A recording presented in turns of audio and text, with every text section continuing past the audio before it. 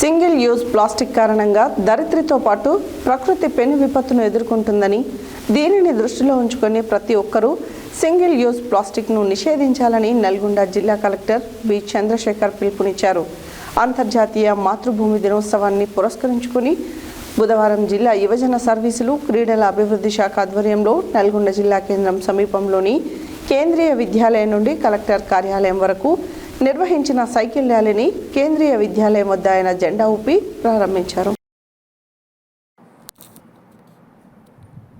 బుధవారం నల్గొండ పట్టణం రామ్నగర్లోని పాత మోనో కాలేజ్ ప్రాంగణంలో ఉన్న మైనారిటీ బాలికల రెసిడెన్షియల్ పాఠశాల మరియు కళాశాలను జిల్లా కలెక్టర్ బి చంద్రశేఖర్ ఆకస్మికంగా సందర్శించారు. రాష్ట్ర ప్రభుత్వం ప్రతిష్టాత్మకంగా అమలు చేస్తున్న ప్రజాపాలన ప్రగతి ప్రణాళిక 99 రోజుల యాక్షన్ ప్లాన్లో భాగంగా ఈరోజు జిల్లాలో సంక్షేమ వారోత్సవాలు ఉత్సాహంగా కొనసాగుతుండగా నల్గొండ జిల్లా కలెక్టర్ పాఠశాలలలో జరుగుతున్న రోజువారీ కార్యక్రమాలు, విద్యార్థులకు అందుతున్న వసతులను స్వయంగా పరిశీలించారు.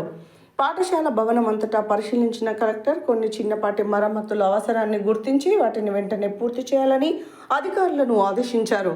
డైనింగ్ హాల్, స్టోర్ రూమ్, వంటగదిలో కూరగాయలను పరిశీలించారు. కిచెన్ చెత్తా చెదారం లేకుండా పరిశుభ్రంగా ఉంచుకోవాలని చెప్పారు.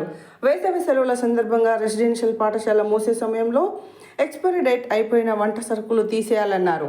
పాఠశాల పునఃప్రారంభంలోపు మైనర్, మేజర్ రిపేర్లను చేయించుకోవాలని చెప్పారు.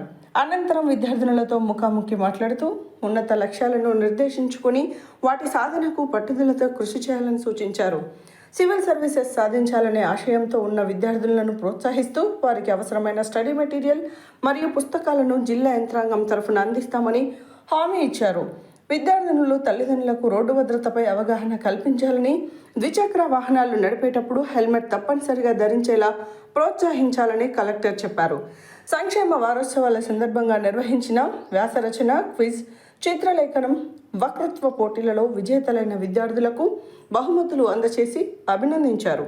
ఈ కార్యక్రమంలో జిల్లా మైనారిటీ సంక్షేమ అధికారి Vijayender Reddy, minority residential RCO Srikanth, పాఠశాల ప్రిన్సిపల్ షాహీన్ షేక్, ఉపాధ్యాయులు, విద్యార్థులు పాల్గొన్నారు.